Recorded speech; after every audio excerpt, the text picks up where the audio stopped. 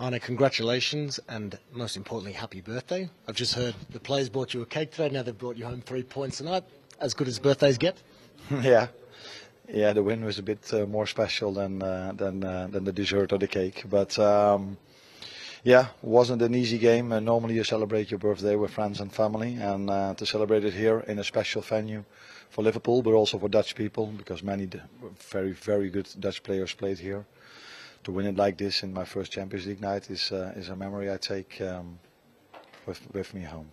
Very special indeed, but your team did it the hard way, obviously coming from behind early on. How proud were you of the response, obviously, from the weekend and from those early stages of this match? What impressed you most with your team tonight? Yeah, I think if you look at Liverpool and Jurgen's team, they were always able to come back really strong after disappointments or a setback in the game.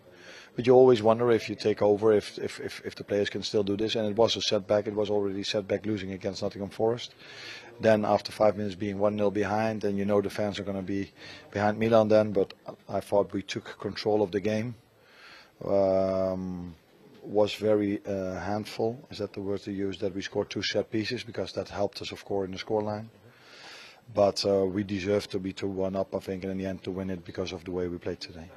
And for you personally, you touched on it in the opening, just with regards to coming to this venue against a famous club, inside this famous stadium, your first European night with Liverpool. Just how special is that? The first 5 minutes, or in general, you mean? In general. Oh yeah, no, it's special to be part of the Champions League. I was there last year with Feyenoord. That was already special to be part of it with Liverpool. This has also a great history in this tournament. Against a team that has a great history in this tournament as well is a special night. But these nights are only special if you win, and luckily we did that. Just very lastly, from an Italian perspective here, Federico Chiesa coming off those first minutes, getting that debut. How is he faring? Will we see more of him soon? Yeah, I think we will. We will see more of the players that haven't played a lot today or in other games in the future soon. But he gets fitter and fitter. He had a difficult pre-season because he was not always able to train with the first team of Juve, so he had to train a lot on his own. And then it takes a bit of time to go to your match fitness, and it's getting better and better. And he needs playing minutes now, but he has competition from some good wingers as well. So let's see when we're going to use him, but that he's going to be a big asset for us, a very good player for us. That's clear. That's what we knew before we signed him, and that's also what we see on the training ground now. Well done. Virgil, congratulations, your 50th Champions League appearance, a goal, a perfect night. Yeah, obviously the start was not perfect, that's pretty clear, but the way we react was definitely the right way, especially after disappointment on the weekend. I think the boys showed great resilience, especially over here. You know, it's always a tough place to go in my opinion.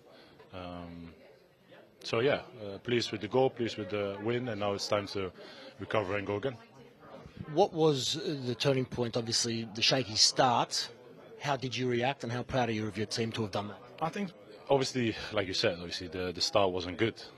The goal wasn't good that we conceded. We were everywhere from start to finish late, and they maximised it with scoring the goal. But the way we stayed calm was very pleasing to see. The way we kept, obviously, looking between the lines, the free men, especially with Szoboszlai at times, and obviously they had a plan, and we tried to destroy their plan. Obviously, it was always going to be difficult, but I think the goal from Ibu helped a lot, and obviously just scoring before the break was also big. And overall, I'm very pleased with the night, and now it's time to move on. Their fans were certainly not happy at the full-time whistle. Did you expect more from this Milan team tonight? No, listen, obviously I think playing against us is never easy in my opinion, and I think the way we managed the game is obviously if your team is 1-0 up, I can understand that. That obviously there's frustration from the fans. I think there was an amazing atmosphere today. I really enjoyed it out there, like I've been doing every time I play there. I'm just pleased that we got the first point on the board, and now it's time to move on. Just lastly, Alisson spoke yesterday in the lead up to the match about the expanded format, more football. How satisfying is it to pick up a very strong win on the road to kickstart your campaign? It's always good to start well. Season has been going up until last weekend pretty well. But the season will be so long. There will be so many twists and turns, and we have to look after each other, have to look after ourselves in terms of recovery, making sure you are available, fit, in the best shape of your life, basically, and then hopefully we can achieve something special this year.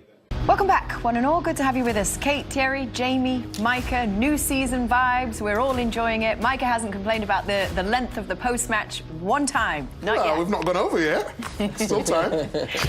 OK, so we've got a few games to get through from today, 6 games in total. Let's start by talking about that game between AC Milan and your team, Liverpool. Jamie, take it away. Go ahead, Jamie. It was a nice piece of analysis for the Classic first fixture, one. good result. Yeah, it was a huge fixture in terms of the names. I don't think we're looking at Milan as a team who we think will probably win this competition. I think we'd accept that. But I think Liverpool haven't been in the competition last season, but come into it. And I think, you know, the manner of the performance, the quality we know they have in the squad, they are a genuine... You know, there's a genuine chance that Liverpool could win this competition. So I think we're seeing one of the sort of early contenders there. And they've gone away after a really bad... What were you laughing at? Sorry, not you. Wow. Sorry. Anyway, Jamie, I want to ask you about the style of play. You mentioned about the fullbacks coming in. Did you see much of that tonight, or, you know, Liverpool's fullbacks? In terms of the build-up. I think that's just the way Liverpool play. I think every time you watch Liverpool play, there's almost a different idea around Trent, the way, the position he pops up in, because he's so good on the ball. You want him on the ball as much as possible. So it almost feels like a different role for the right back to the left back. But I think that's really stood out, and I think this happens with every new manager at every team. They come on and have an effect on a player who you maybe thought was maybe not good enough, or the last manager didn't really like. And I think that player is Gravenberch in midfield. I think he looks a completely different player now under this manager than he did Jurgen Klopp. So that's been a real plus for Liverpool. Started very quickly, AC Milan in this game, though. Went ahead with an early goal from Christian Pulisic. Let's take a look at this one. The American putting AC Milan on the board here, 1-0. Well, we've done it from a defensive point of view. Should we do it from an attacking point of view? Yes, because let's. Liverpool, in terms of their press, they got it wrong. But he's still got, like Jamie said, 40 yards to go. And he's still got to pick out the bottom corner against a very good goalkeeper. Puts it away so nicely. But, I mean, defending... They could have done a lot better there, Jamie. Yeah, they could, but I mean, you talk about the run, but actually the finish, it's still a tight angle, and you're up against arguably the best goalkeeper in the world, so that's almost the only position he could put it in. So, as I said, to run that long with the ball at your feet, the skill, the technique it takes, and then the finish was fantastic. Fastest Champions League goal by an American, that was. 2 minutes, 47 seconds. The reason I started laughing, sorry, was because Matt, the producer, was trying to give me a very complicated stat in my ear at the time, and it was this one. We all know that's too much for you. It was too much for me at the time. Thank you, Jamie. But there you go. There it is. And guess what? Christian Pulisic is listening live as you insult me on television. Again. Can we... Is that right? Is that really true? Can we go? Oh, OK. Christian Pulisic joining the show. No, Captain America. Yes. Captain America! They got beat. It doesn't matter. He scored. How do you feel about that, Christian? Jamie said the team obviously was beaten by Liverpool. Mike said it doesn't matter, you scored. No, obviously it was a good start to the game to get a goal, and yeah, extremely disappointing for us to concede goals, like we did in the first half on set pieces, and yeah, they made it difficult for us all game, so obviously disappointed. Christian, we've just analysed your goal. I just want to ask you how you felt yourself in terms of picking the ball up, almost 40 yards from goal.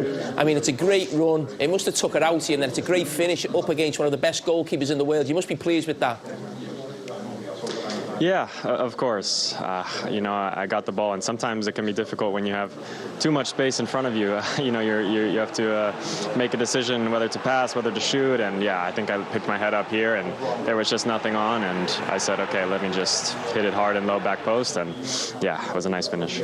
You started the season's been outstanding, Christian. I mean, 5 goal involvements in the first 5 games. I mean, how much you're actually enjoying sort of the new managers come in? Is it a different role? I mean...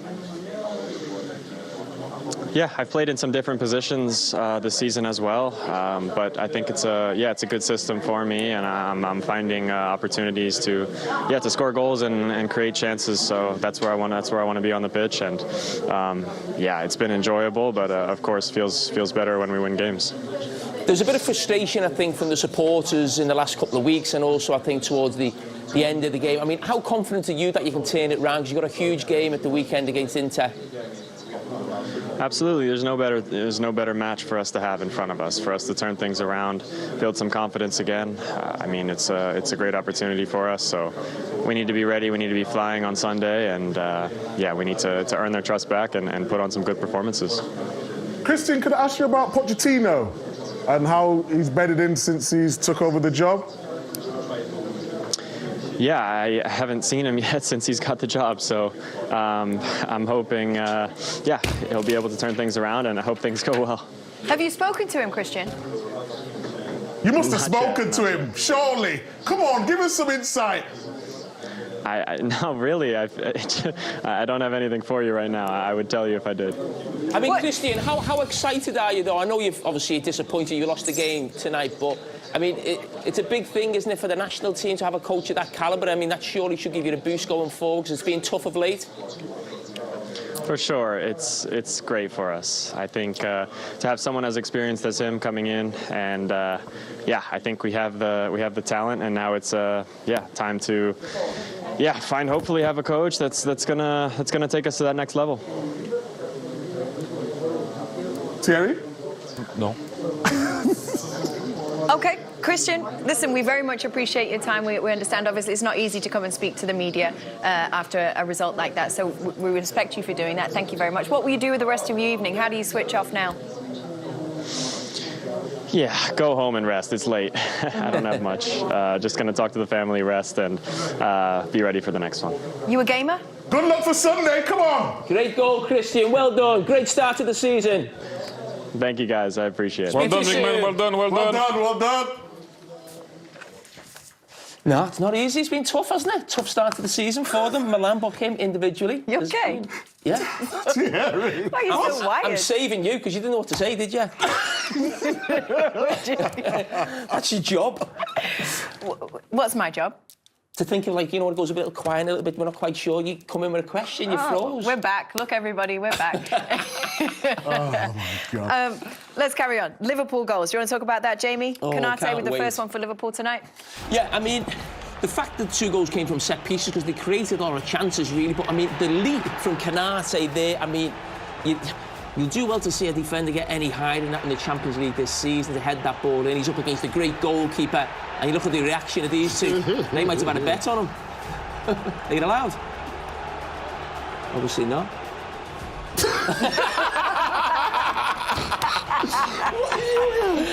And the big man, Virgil van Dijk, he questioned him on the first goal, whether he should have stepped out, but he's a man mountain. It's very difficult to stop him there. Normally he doesn't start in that position, but see the power, knocking 2 or 3 players, Milan players away, and then as soon as Liverpool went in front, you didn't really see how Milan could get back into the game, but they went one step further. Yeah, you know, I mentioned about Milan down the width. I mean, they've got so many men forward, disjointed again. How good's this from Gakpo? But I think it's really good from Gakpo. It was really good in the Euros. I feel like he's coming to his own a little bit. I know he doesn't always start, but he looks like a different player this season. Thierry, this reminds me of you in this position. That was very good because he kind of stopped his run, so he froze the player, and the set time he went straight in, he went back in, and it was virtually impossible when Szoboszlai finished it. We mentioned Szoboszlai before the goal. The manager said in his press conference last night, you know, he does a great job for the team off the ball, but he's got to do more in terms of scoring goals and assists, so he's off the mark for the season. Are you happy today, aren't you, Jamie? Lively. Liverpool have got so much energy. I mean, last season he's been down at times. Liverpool are back in the Champions League. I don't think I earned my money last season for CBS. I apologise. I wasn't your normal self. But I'm telling you, got a new deal. How does that work? I am back in a big way this season. Are you giving the money back? Oh, no. We all have good seasons and bad seasons. For a little bit of nervousness from that point on, but really they started dominating pretty soon after. Yeah, I think too much has been made about losing the game at Forest. You know, you're going to get those kind of results, particularly after international break, when you're not really fully up to speed yet. That was really good performance tonight under a little bit of scrutiny, but they cope with the pressure, they cope with the expectation brilliantly. I thought some of the football they played tonight was fantastic. Shay was in studio at the weekend with us, so you can blame him if he was If slagging them off too much there. But they were poor on the day, Shay. They were poor against Forest. Yeah, there were a few glitches exposed. But again, midfield, yeah, the attack was blunt, and yet all of those units functioned pretty well today. Yeah, and again, you know, Lenny's right in the sense that it's a one-off. I mean, we spoke about Nottingham Forest and the job they'd done on them. They were brilliant at Anfield and hit them on the break. And there's a reaction. We knew there would be a reaction tonight, and I think you clearly see that this Liverpool team, this squad of players, you see some of the guys coming off the bench, they've got strength and depth as well, and they'll go far in this competition, and they'll be. Kenny probably thinks not, but one of the favourites maybe to win it. And I always get excited after any result. But the way they played tonight, they were very wait till special. you see Bayern Munich's result tonight, and you'll probably get excited about their chances. But what about, without jumping too far ahead, Liverpool's opportunity to win this competition this year? Is there one there? Yeah, I think you certainly make an argument. I don't think they'll win it, obviously, but you can make an argument there. I think the promising thing was collectively they played well in and out of possession.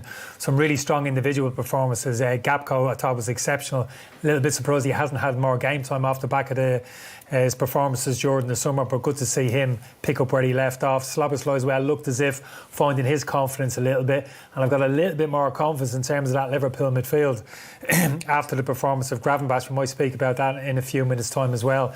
Spoke about people maybe sacrificed themselves a little bit for the team, sitting in there, putting in some good, solid defensive displays. I thought Gravenberch done that this evening, so that's very promising for Liverpool going forward in terms of his performance in particular. Was there an Arne Slot stamp on this performance, or did it look similar enough to what Klopp might have put out in the Champions League? Pretty look similar to what Klopp's done over the years. Player that's they've got great running ability. Some of these players, Gakpo tonight, as Kenny mentioned, eats up the ground. Gravenberch, Szoboszlai, the two centre halves. We always look at Van Dijk and he makes it look easy. Kanate, I thought, was great tonight. Not only his goal but his defending and his covering in that right-sided area. But it looked like the Liverpool of old. However, on paper that Milan team looks a good team, one, but they were awful tonight. And now you can go two ways about it. Liverpool were brilliant, but Milan was so poor and so off it, and physically, speed-wise, quality, nowhere near the levels of Liverpool tonight. And it's a great win for Liverpool. Might be a tricky journey home after an early wobble. I was watching this one with Kenny Cunningham, Neil Lennon and Shay Given, and it feels like we're going back a long way to look for a positive from a Milan point of view, because it wasn't great, but they did start brightly, Neil, and Christian Pulisic got them in front. They did, yeah, and as the guys were laying at half-time, a little bit of indecision or wrong decision-making from Liverpool. When the ball from Mannion was switched out to the right. You don't see it here, but Tsimikas went early, then Van Dijk went early, and it left Pulisic with 30 foot. Here it is. Tsimikas goes, never getting there. Virgil goes, not getting there, and then they're breaking. So we were talking about maybe Kanate coming across. He's waiting on McAllister getting there, never getting there. And so to be fair to Pulisic, from that angle on, it's a fantastic finish. Yeah. And he's a player, who his numbers have been good for Milan, but that's a real clinical finish. And you're thinking after 3 minutes, well, this game's going to be really open. But you always fancy Liverpool to score. But what we didn't realise was how dominant Liverpool were going to be after that. If you're Arne Slot, is that kind of perfect? Because this scenario where you've won the game, everyone's happy, supporters are happy, players are happy enough, but you've got a little bit to show them there as well. Oh, yeah, there's always something. To have a little look, yeah. Look, it's not the work-ons, I think they call it these days. 100%, yeah. Things that we can do better, things that we can do better as a unit. Decision-making at times, split-second decisions they got wrong and they got punished for it, and you will do at this level. Kenny, you were watching the two Liverpool goals through your fingers from a defensive point of view, but you've got to be happy enough if you're Liverpool to convert these set-piece opportunities. Yeah, of course, they play to their strengths. When you have players like Van Dijk and Kanate, their aerial ability, you just got to get them into the right areas. This is a horrendous tackle from Calabria. An experienced full-back going through the Liverpool player there. But it's decent delivery into the box, but just far too easy. Have a look at Kanate here. You've got to get a block on him. He stood there 10 yards from goal, and once he builds up forward momentum as he does here, you can't stop him. He's too powerful, good spring. Just schoolboy defending, really. If you don't send your biggest defender out there, at least try and get a block on him and stop that forward momentum. This is a little bit different. Van Dijk starts looking him behind the keeper, just spins into the space, in behind Pavlovic. Ruben Loftus-Cheek is there, but it's powder puff. Nobody taking responsibility to go. Even if they don't win the header, just have a physical contest with Van Dijk. Make it more difficult for them. Stop them getting a free header. Just not good enough. You're all very disappointed in AC Milan's performance, but should we expect a different level between these two teams? Given that, we know a lot of these Premier League players, ex-Premier League players, playing for AC Milan. And if they were good enough, without being too harsh, they'd probably still be in the Premier League. I suppose, but they're at home in the San Siro. It's a phenomenal stadium. The crowd, you mentioned the good result they had at the weekend. They got their nose in front as well. So, the guys mentioned in commentary how much of an atmosphere was in the stadium. That gave them a real lift. And you think they've got something at least to hang on to now. But it was just so poor from AC Milan. We're trying to work out even off air how good Liverpool were because they were so poor. Were Liverpool brilliant or were AC Milan terrible? Or a bit of both? huge gulf, though. That's the thing. No embarrassment getting beaten off this Liverpool team, a very talented team, but it was like the difference in quality in and out possession was just absolutely vast on the night. I'm sure that was AC Milan players, certainly the supporters, almost embarrassed by that performance this evening, how easy it was for Liverpool. Difference in physicality as well, not just upper body, but the running power of Liverpool. Who we know, that was Klopp's. I think he made them work really hard, in training off the ball. But the gulf was like men against boys at times. Szoboszlai was the man who got the third goal for them. Shay, I was giving him a lot of credit before the break. You're telling me that maybe he got a little bit lucky with this finish? Nice move, regardless. Yeah, it's a nice move. I mean, Lenny mentions fitness levels there, and I think Szoboszlai is one of the fittest guys in the Premier League. He's broke every record, but Gakpo again deserves great credit down the left. Can he pick out his midfield in the middle? Of course he can. And we mentioned a bit of luck, I think, Owen. I think if you see it slowed down, I think it actually comes off his shin. Listen, Ronnie Whelan's still not admitting that about 88, so Ronnie Whelan style. Szoboszlai's going to say it. But it literally you see this here, it actually hugs the post. It's an easy finish. He shinned it and it's gone in off the post. So probably for a brief second, Szoboszlai's thinking, please go in. As everything sort of seems to go to slow motion in his head. But you see here off his shin and just inside the post. But brilliant work from Gakpo down the left as well. Yeah, his heart's in his throat there. Amazing Sarkis. It hasn't been great at a poor start to the season, slow, lacking a little bit of confidence. A thing like that goal in that fashion can really turn your season around. And they deserved that in the second half? Oh yeah, they totally dominated. The two centre halves right throughout the team.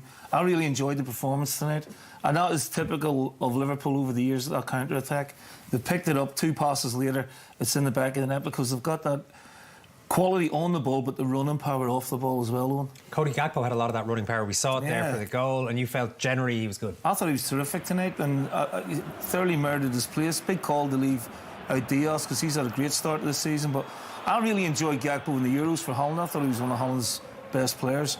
But tonight, this position seems to suit him. He's really good close control. He's such a powerful and elegant runner with the ball. Okay, it didn't come off here, but he was a constant threat all night. Great ball from Trent on the turnover, and a great save from Mannion where he got injured. But Gakpo, he can go either way. He can go outside, he can go inside. And I've seen him play 8, I've seen him play 10. This is the goal, this is beautiful, So he's at full pelt, he knows Pavlovic is coming. The little stutter and the strength to blow him away, and then the final ball. I thought overall tonight he's probably Liverpool's brightest spark on that left wing. Yeah, it's really so many options, permutations up front when everybody's fit. But I think when all those Liverpool forwards are playing well to their kind of maximum, their full potential, I think he's got to play 9 times out of 10. Even though Diaz has had a good start to the season as well, 3 goals in the Premier League. Yeah, I take him ahead of Diaz, I take him ahead of Jota, in those forward areas of the pitch. For the reasons that Neil says there, he's so impressive. Would you not? Do you think, though, it suits him better when the game's open, Kenny? If you come up against 2 blocks like Nottingham Forest, no, I think would Gakpo be more of a... No, I think he can do both. We saw Nins there first half tight on the touchline, drive into the box, surrounded by players, dropped his shoulder, a little shimmy, got through 2 players. So even in tight areas, and he's a big lad, he's 6'3", he shouldn't be able to do it. Yeah, but he's got twinkle toes, he's got soft feet for a big man. Has he got a good finish for a big man, though? Is he going to get you enough goals if you're hanging your hat on him? Yeah, I think so. I think if he plays, not prolific, obviously, but he'll create goals. I mean, I suppose one thing we spoke about as well, Kenny, was the number 9 position as Liverpool. Jota, we've talked about saying now, but have they got that? I know it's easy to say Haaland, but that out-and-out striker is going to be Liverpool's, really 20-25 goal. Have they got that? I don't know. No, but I think between them, those 3, 4, they'll probably get enough goals between them to push the numbers up to where they need to be, and he can chip in undoubtedly. That was a conversation we were having earlier, how reliant they are on Salah, but do you think Gakpo might be the key there? I don't know if he's going to get enough goals on. You asked the question, and you're right to ask the question as well. I like his attributes, I really do. There'll be stiffer tests along as the season comes.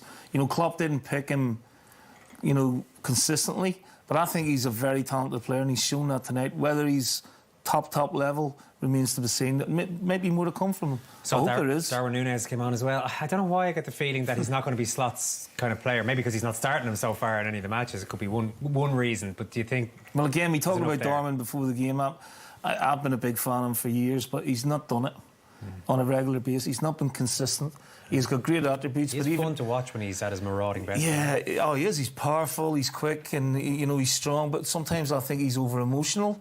And the other thing is, I think in the box, he's not as composed or as cool as he could be. It's decision making. Yeah. You can't get overly emotional as a centre forward. You've got to be calm, you've got to be cool, you've got to make the right decision in key moments of the pitch. And he doesn't do that often enough. I think that was the big decision. The question as well, what do they do next with him? He spent 80-something million on him. He's on the bench. You've got to persevere, I think. Do you know what I mean? You know, and hope that he comes good. But even tonight, there was one that Slobosai hooked back across and he tries a left-footed volley.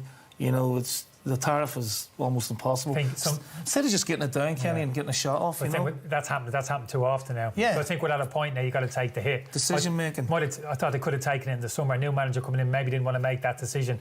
Get him out, get as much back as you can, and go and reinvest in potentially another centre forward. But that's gone. There's also Chiesa, who we haven't even mentioned in this scenario yet. I don't know if Liverpool fans are really sure what they're going to get from him. We were talking actually off air. Where does he fit into this team? They've got so many options in them front three. Obviously, he's quick, he's direct, he can play in both wings, but I think with Salah and of course Gakpo's performance tonight, it'll be very difficult to get into that team. There seems to be a sense that he hasn't quite fulfilled his potential yet. He obviously had that bad injury. That is the other thing. There's always a question mark over his injuries. Can he stay fit for a long number of games to show his quality? Because no doubt he's a quality player. I thought the Euros when Italy won it, he was outstanding. Brilliant, yeah. But, you know, we're talking 4 years ago now, and he has had his injury problems.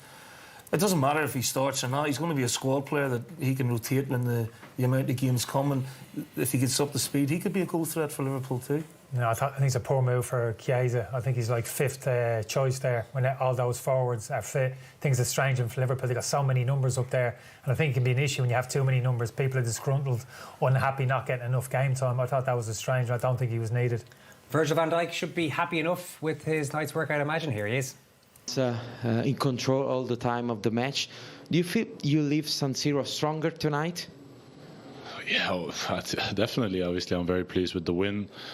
I'm very pleased with the way we bounced back after obviously a difficult start where we were everywhere too late. So obviously also coming back from a disappointment during the weekend. And I think overall we put in a very good performance with and without the ball, and going home now to recover and go again. I thought you and Konate were two giant defenders. Tonight I discovered you are two strikers also. Yeah, well, obviously when there's a set piece we try to be important, and I think the delivery was also outstanding in my opinion, and obviously the timing and the run was also there to in order to score the goal, and it's always good to be important in that sense, but overall I'm very pleased that we won, and we limited them to big chances, and yeah, that's a good feeling. You have been so many years with Jurgen Klopp. Do you feel this team play different, a lot difference between the Klopp time? I don't know. We have been very successful during our period together over the years, and I'm always grateful for that. And things have moved on. The new manager is here, and he has his ideas. And I don't think it's a lot different, but obviously he has principles that are different than the previous manager, and that's something we work on a daily basis. And you see so many things, good things already happening, and there's also things to improve still. Last one, as a captain, are you trying to help Federico Chiesa and understand Liverpool world?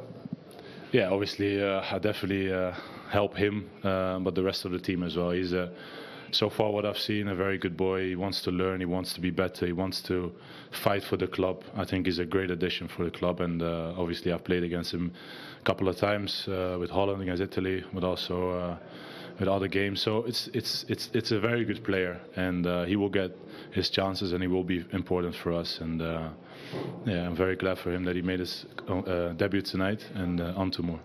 Thank you very much. Thank you. That question on the difference between Slot and what Klopp brought to the team, I find the players are quite vague on that. I don't know, would that be deliberately vague? It's kind of tricky because you don't want to be seen to be either slagging off the current manager or the previous manager. No, I think he had a special relationship with Klopp as well. Even before he signed, I think Klopp was, I don't know if it was legal or illegal, but speaking to him on a regular basis, and from then you wouldn't do that, Lenny, would you? But at the same time, they built up a relationship. As Virg said, they're successful, winning trophies, and it's very difficult to. He said we've moved on, but he's still, I would imagine, very close with Klopp. The other question we were talking about before the match was midfield and whether Ryan Gravenberch is the long-term answer there. Kenny, you weren't so sure, but what about after tonight? Yeah, this was encouraging, it really was. This moment in particular, Canate gets dragged down the wing, gets driven in behind. Look at the recovery speed here and the anticipation from Gravenberch. This is what I'm talking about. Somebody the base of that Liverpool midfield can sense danger, can drive back into those areas, make interceptions, as he does here. Look, goal side of the ball, nice and patient, reads where the pass is going to be played and always looks to play forward. Again, looking and patrolling the edge of that box, anticipating the cut back, using that little bit of upper body strength that he has. He's a good quality player. He's a box-to-box player, good technical player, very comfortable in high areas of the pitch. But that's not what Liverpool need. They need somebody who's going to discipline himself, keep himself behind the ball, and do look at the ugly side to the game. Can you coach that, Lenny? Can you coach what he's saying there? Yeah, can you get him to be more disciplined? Can you get him to not go forward? If he's intelligent enough. Absolutely, yeah. But I don't know if he wants to do that.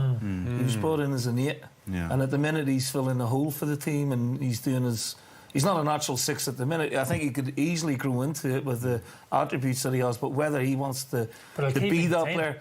Get him 40, 50 games a season rather than 20 playing as an attacking midfielder. I get that. That's not what he was brought to Liverpool for, but he might have to... evolve into that number 6 that Slot's looking for. Do you think he will? Because it's a fair point by Kenny. I'm not sure. If he needs to play there to the team, surely I'm not sure. You're sort of experimenting at the minute with him, but he's done fine tonight in a very good all-round team performance. Well, he's flipped it. He's got McAllister basically playing as 2 6s, really. Slobberslide playing as a number 10. We saw McAllister's limitation the first goal, hadn't got that recovery speed. We've seen that Gravenberch has it. So he hasn't got that one natural player. He's fitting 2 in there at the moment, and McAllister alongside Gravenberch. But there were some signs there tonight from Gravenberch that he might just suck that one up. Maybe realise, look, there's a position here for me to nail down. I can be the fulcrum in this team at number 6. Number 8, he's got to compete with Szoboszlai, McAllister, Gakpo, and those Curtis Jones. He's got to compete with all of those players for those attacking midfield players' positions, not so much as the number 6. Mike Maignan, the AC Milan goalkeeper, Magic Mike as he's known, he hasn't been so magic in this game because he picked up an injury. It looked as though he picked it up in setting up the move that they eventually scored from. But this is him coming off at half-time, Shay. He does not look comfortable, hasn't looked comfortable for the whole half since picking up that knock. So why did he last the half? Obviously they'll be doing some serious work at half-time. The physio's been on twice in the first half, but then you look at the bench, you've got 2 keepers you think they're well covered, and then you look a bit deeper, one's 19 and one's 20. So imagine Fonseca's thinking, whatever you do, Mike, we need you second half because it's such a big game. And even that, with an injury, he made some brilliant saves first half as well. I like him a lot, Mike. I don't know, though. An injured goalkeeper, surely a 19-year-old keeper is better than an injured goalkeeper. Depends what the extent of the injury is. If it's strap it up, get him out there, give him a painkiller and say, look, just see out the half for me. He's been down a couple of times though, so it doesn't look great. It doesn't look great, yeah, but he's still a shared touchstone. He's made a couple of very good saves as well, so his movement's not totally restricted. I would just be careful of passing the ball back to him constantly and then avoiding him trying to hit longer balls. But you're right. I would keep him on the pitch, no question. It doesn't look great. This is what I'm saying. What message does that send out? He's been on his backside about 3 times now looking for treatment. Get off or stay on the pitch and just be more positive, stay in your feet. I don't think that sends the right message to the rest of the players, and certainly the Liverpool players. Seen a goalkeeper go down 3 times already. It's not a good look. No, Liverpool will be licking their lips either way because attacking-wise they're really on it today, Kenny. What would you like to see from them in the second half? No, I think it's more the same. They'll win this game, they'll win it comfortably if Milan don't change things. I'm happy with Loftus-Cheek in centre midfield. I'd like to see him get a bit higher up the pitch and change with Reinders. But Leao, for me, in the left wing, has been an absolute disgrace. It's like he's been in induced coma for the first 40 minutes of that first half. No, it's not good enough. He's been an absolute disgrace. And this lad has talked up, elite player. This lad is an elite player. And there's a reason why he's at AC Milan and not one of the very best clubs in Europe, because he turns up one game in every 3. He's been so bad in that first half. Sparked to life the last 5 minutes. Let's see better. Yeah, I did ask.